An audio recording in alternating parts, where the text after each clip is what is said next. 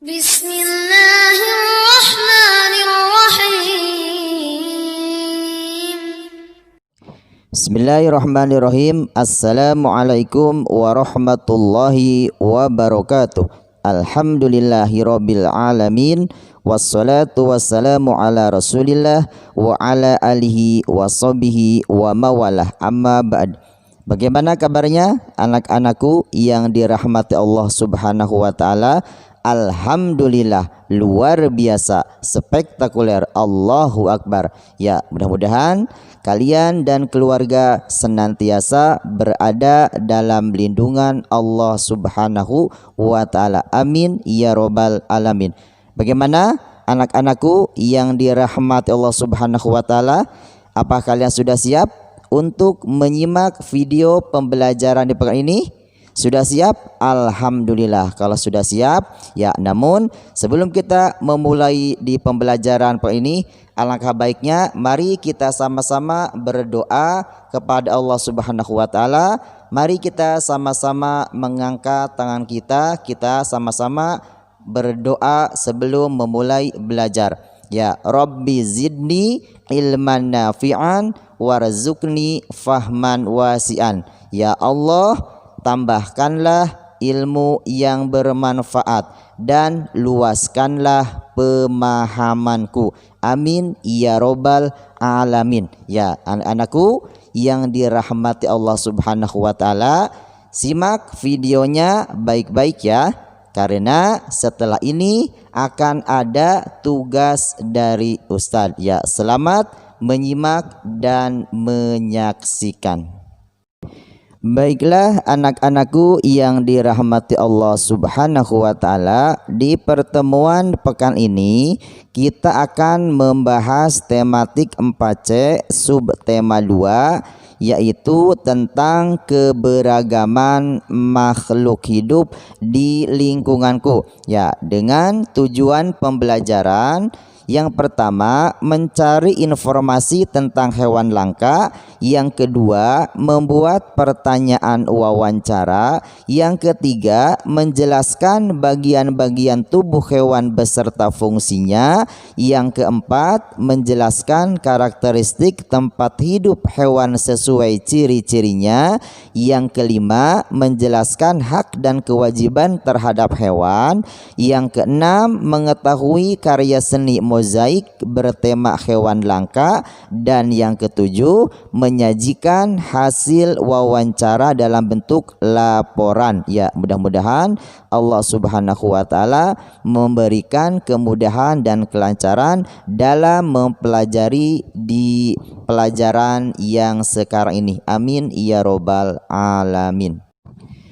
Pernahkah kalian melihat tumbuhan dan hewan langka berikut ini? Di mana ya?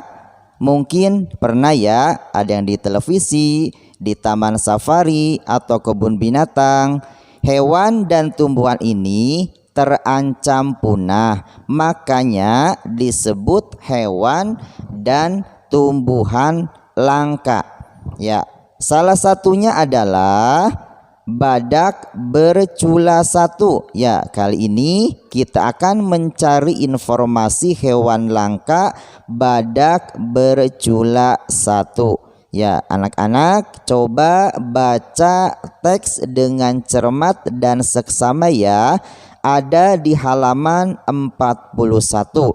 Ya, karena setelah kalian membaca teks tersebut, ya, kita akan sama-sama menjawab pertanyaan sesuai teks, dan jawabannya itu harus sesuai dengan teks, dan semua jawabannya insya Allah ada di teks tersebut. Pertanyaan sesuai teks yang pertama adalah, bagaimana ciri-ciri badak Jawa? Ya, jawabannya badak Jawa bercula 1, berwarna abu-abu gelap hingga hitam, sedikit rambut di telinga dan ekornya, bibir bagian atas berbentuk runcing. Ya, kemudian pertanyaan yang kedua, mengapa badak Jawa dilindungi? Kalian bisa jawab, Bagus ya, jawabannya adalah badak Jawa dilindungi karena sudah terancam punah. Ya, kemudian pertanyaan yang ketiga, kapan badak Jawa mengalami peningkatan populasi? Ya, yaitu pada tahun 1967 sampai dengan 1978. Ya, kemudian pertanyaan yang keempat, apa usaha pemerintah untuk meningkatkan populasi badak Jawa saat itu? Ya, pemerintah melakukan upaya perlindungan terhadap badak Jawa dengan ketat. Ya, kemudian pertanyaan kelima, apa saja usaha yang dilakukan oleh pemerintah untuk menjaga kelestarian badak Jawa saat itu? Ya, yaitu dengan penegakan hukum, menjaga keragaman genetisnya dan melindungi habitatnya. Ya, kemudian pertanyaan yang keenam, mengapa badak Jawa menjadi kebanggaan bangsa Indonesia? Ya, karena salah satu hewan langka di dunia. Ya, kemudian pertanyaan yang ketujuh, apa keuntungan melestarikan hewan langka? Ya, jawabannya adalah agar hewan tetap berada di alam dan tidak punah, sehingga dapat memperkaya hewan dan tumbuhan di Indonesia. Ya, ingat ya, untuk menjawabnya harus baca teks dengan seksama dan teliti. Ya, jadi jawabannya harus sesuai dengan teks. Ya, bagaimana? Sudah siap? Ya, bagus. Ya, kalau sudah siap, kalian silahkan diisi di buku tulisnya atau di buku paketnya masing-masing. Kemudian, masih ingatkah kalian bagaimana cara membuat pertanyaan dengan baik? Ya, di sini ada beberapa langkah agar kita bisa menyusun pertanyaan. Yang pertama adalah susun sebuah kalimat tanya yang diawali dengan kata tanya. Ya, yang pertama ada kata apa, kemudian di mana, kapan, siapa, mengapa, dan bagaimana. Ya, atau biasa kita singkat dengan adik Simba. Ya, apa yang menjadi pembahasan, kemudian di mana tempat suatu kejadian. Ya, kapan keterangan waktu, siapa yang terlibat dalam peristiwa tersebut, kemudian mengapa, apa yang melatar belakangi atau alasannya, dan bagaimana, yaitu cara atau penjelasan peristiwa. Ya, kemudian yang kedua, adanya objek pertanyaan. Ya, dan yang ketiga, jangan lupa ya, di akhirnya menggunakan tanda tanya. Pertanyaan tadi akan digunakan saat kalian melakukan wawancara. Ya, masih ingatkah apa itu wawancara? Ya, wawancara adalah tanya jawab antara pewawancara dan narasumber dengan tujuan mendapatkan informasi yang tepat. Ya, kemudian ingat ya nak, hal penting dalam membuat pertanyaan wawancara. Ya, yang pertama kesantunan bahasa, yang kedua penulisan ejaan, yang ketiga kesesuaian dengan topik, dan yang keempat kejelasan pertanyaan. Nah, sekarang coba anak-anak amati hewan apakah ini? Ya, betul, ini adalah katak. Katak termasuk hewan amfibi. Apa yang dimaksud hewan amfibi dan bagaimana ciri-ciri hewan amfibi? Ya, sebelum memahaminya kita harus tahu dulu ternyata hewan itu memiliki pengelompokan. Ya, yang pertama ada yang namanya amfibi. Ya, yaitu hewan yang dapat hidup di daratan dan perairan, memiliki kaki berselaput untuk berenang. Ya, kemudian yang kedua ada yang namanya burung atau unggas. Ya, hewan yang memiliki sayap untuk terbang, bernafas menggunakan paru-paru dan pundi-pundi udara. Ya, kemudian yang ketiga ada yang namanya reptilia, yaitu golongan hewan melata, biasanya menggunakan otot perutnya. Dan yang keempat ada yang namanya mamalia, yaitu hewan yang melahirkan atau beranak, berdaun telinga dan memiliki kelenjar susu. Nah, kemudian yang kelima ada dari jenis ikan atau Pisces, yaitu hewan bisa hidup di perairan, memiliki sirip dan ekor untuk berenang, bernafas dengan insang. Dan yang keenam yaitu dari golongan serangga atau insekta. Ya, biasanya memiliki sayap, bergerak dengan cara terbang, umumnya melakukan metamorfosis dalam daur hidupnya. Setiap hewan mempunyai bagian dan fungsi tubuh yang berbeda-beda.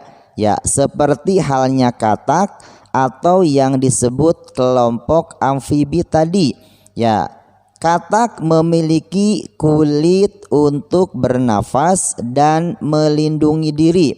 Ya, kemudian kaki belakang untuk melompat, kemudian selaput kaki untuk berenang, tempurung untuk melindungi otaknya atau bagian kepalanya, mulut untuk menangkap mangsa atau memakan, mata sebagai indera penglihatan, dan kaki depan untuk bertumpu. Nah, sekarang silakan kalian cari fungsi bagian tubuh hewan lain yang ada di buku masing-masing ya. Ya, dicari bagian dan fungsi dari bagian tubuh hewan tersebut. Ingat ya nak, setiap hewan mempunyai karakteristik yang berbeda-beda ya, sesuai dengan tempat hidupnya. Ya, sekarang kita akan bahas satu persatu bagaimana ciri-ciri hewan dan bagaimana karakteristik tempat tinggalnya. Yang pertama ada paus ya. Paus termasuk mamalia laut, bernafas menggunakan paru-paru. Ia sesekali muncul ke permukaan air untuk menghirup udara dan memasukkannya pada lubang di tenggorokannya. Ya, biasanya berada di perairan, daerah tropis dan kutub. Selanjutnya ada bunglon. Ya, bunglon dapat berubah warna karena faktor emosi, suhu, cahaya, dan kelembaban udara. Kemampuan ini disebut mimikri. Biasanya digunakan untuk melindungi diri ya dari musuh seperti ular. Ya, bunglon memiliki lidah yang lengket loh dan panjang, gunanya untuk menangkap mangsa. Ya, berekor panjang, menggulung, terbuka untuk bergelantungan di pohon. Ya, biasanya habitatnya di pohon, semut dan bebatuan. Ya, kemudian yang selanjutnya ya ada hewan yang namanya burung bangau. Ya, burung bangau ini berparuh besar dan kuat. Ya, gunanya untuk menaklukkan mangsa. Burung ini walaupun walaupun terkadang berada di permukaan air namun tidak dapat berenang. Ya nak, ya jadi burung bangau itu tidak bisa berenang. Ya, selama terbang lehernya akan membentuk huruf S. Ya, kakinya panjang, warna bulunya berbeda-beda. Biasanya biasanya banyak didapati di tepi danau, sungai, rawa, kolam dan laut ya. Kemudian yang selanjutnya ada beruang kutub. Ya, beruang kutub ini memiliki lapisan bulu yang tebal di badannya. Ya, karena dia hidup di kutub utara, beruang kutub termasuk ya perenang yang handal loh. Ya, indera penciumannya sangat tajam dan berukuran tubuh besar, berwarna putih. Ya, kemudian yang kelima ya adalah singa. Ya, singa termasuk kucing terbesar kedua di dunia. Ya, singa jantan memiliki bulu yang tebal, memiliki warna bulu yang keemasan. Singa merupakan hewan karnivora, ya artinya bahwa hewan tersebut pemakan daging ya nak. Ya, kemudian mempunyai gigi dan cakar yang tajam, penglihatan dan penciuman yang tajam. Habitat singa adalah daerah hutan terbuka, ya semak belukar dan padang rumput. Ya, singa bisa bertahan hidup ya dalam sampai usia kurang lebih 10 sampai 14 tahun di alam bebas. Nah, coba sekarang kalian perhatikan mana yang termasuk hewan peliharaan ya. Ya, jarak bali atau kelinci? Ya, betul, kelinci. Jarak bali bukan termasuk hewan peliharaan ya nak. Kenapa? Karena jarak bali populasinya sudah mulai berkurang dan dilindungi pemerintah ya. Jadi jika kalian memiliki hewan peliharaan, apakah kalian sudah melaksanakan kewajiban dalam memelihara hewan dengan baik? Ya, kalau sudah bagus. Nah, kalau kalian sudah memperhatikan kewajiban dalam memelihara hewan, ya pasti akan ada manfaat. Ya, ada manfaatnya baik bagi hewan ataupun lingkungan. Ya, yang pertama, jika kewajibannya dilaksanakan, ya memberi makan dan minum secara teratur, maka manfaat bagi hewan, tubuhnya akan sehat. Kemudian manfaat bagi lingkungan, lingkungan akan sehat. Yang kedua, membersihkan kandangnya secara teratur. Ya, manfaat bagi hewan, hewan menjadi nyaman, tubuhnya pun menjadi sehat. Ya, otomatis manfaat bagi lingkungannya, lingkungan menjadi bersih. Kemudian yang ketiga, ya memvaksinnya atau membawanya ke dokter hewan jika sakit. Manfaat bagi hewan, terhindar dari penyakit, dan bagi lingkungannya adalah makhluk hidup ya lainnya terjaga kesehatannya. Namun ya sebaliknya, lalu bagaimana ya jika kewajibannya dilalaikan atau tidak dilaksanakan? Ternyata memberikan dampak bagi hewan maupun lingkungannya. Ya, kita akan lihat kewajiban yang tidak dilaksanakan. Ya, tidak memberi makan dan minum secara teratur.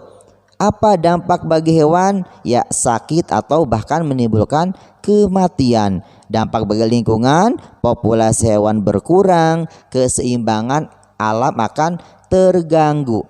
Kemudian yang kedua, tidak membersihkan kandangnya secara teratur. Ya, dampak bagi hewan, tidak nyaman, mudah terserang penyakit. Kemudian dampak bagi lingkungan, lingkungan menjadi tercemar. Ya, kemudian ketiga, tidak memperhatikan kesehatannya. Ya, dampak bagi hewan mudah terserang penyakit, bahkan mungkin bisa sampai kematian. Dampak bagi lingkungan, ya, membahayakan kesehatan makhluk hidup lainnya.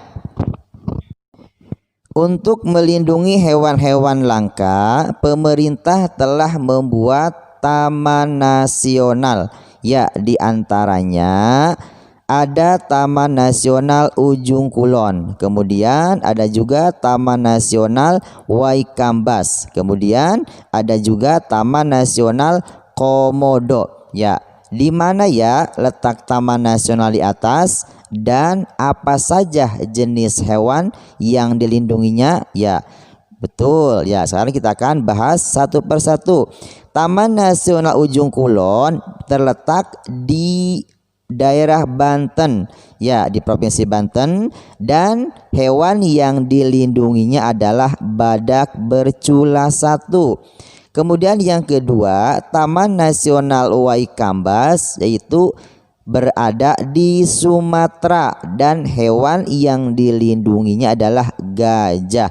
Dan yang ketiga, Taman Nasional Komodo yang terletak di Nusa Tenggara Barat dan hewan yang dilindunginya adalah komodo. Ya. Kemudian, upaya pelestarian makhluk hidup bertujuan untuk melestarikan keanekaragaman makhluk hidup terutama dari kepunahan. Ya, diantaranya, jadi kita ada beberapa usaha. Pemerintah membuat peraturan melindungi hewan langka. Yang kedua, menindak tegas para pelanggar dengan sanksi hukum. Yang ketiga, membangun penangkaran atau pembudidayaan supaya hewan dan tumbuhan berkembang biak dengan baik. Dan yang keempat, melindungi hewan langka di habitat aslinya atau pelestarian in situ, yaitu seperti taman nasional, cagar alam, hutan lindung, dan lain-lain. Atau juga pemerintah berusaha yaitu melindungi yang di luar habitat aslinya yang disebut dengan ex situ, ya, yaitu seperti kebun binatang, taman safari, herbarium, atau awetan. Selain ada usaha dan upaya yang dilakukan oleh pemerintah, ya, kita juga sebagai warga negara, kita harus mengetahui hak dan kewajiban terhadap hewan langka. Ya, oleh karena itu, silahkan anak-anak baca teks yang berjudul Melestarikan Hewan Langka, ya, di buku paketmu ya. Ya, setelah kalian membaca teks tersebut, kita akan mengetahui mengapa hewan langka harus dilindungi dan apa peran hewan langka bagi generasi selanjutnya.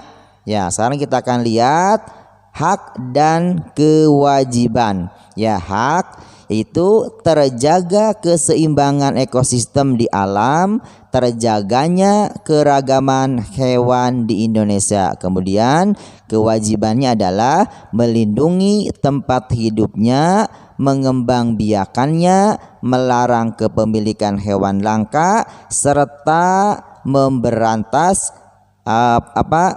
perburuan liar, ya. Kemudian sebagai kecintaan kita terhadap hewan, kita dapat membuat suatu karya seni yang bernama mozaik. Ya, apa itu karya seni mozaik? Ya, karya seni mozaik adalah karya seni yang dibuat dengan menyusun potongan-potongan bahan dari kertas, kaca atau ubin, atau kulit telur. Sekarang tiba saatnya kita untuk berlatih ya. Apa ya latihan kita hari ini? Nah, simak baik-baik ya. Kita akan berlatih menyajikan hasil laporan wawancara.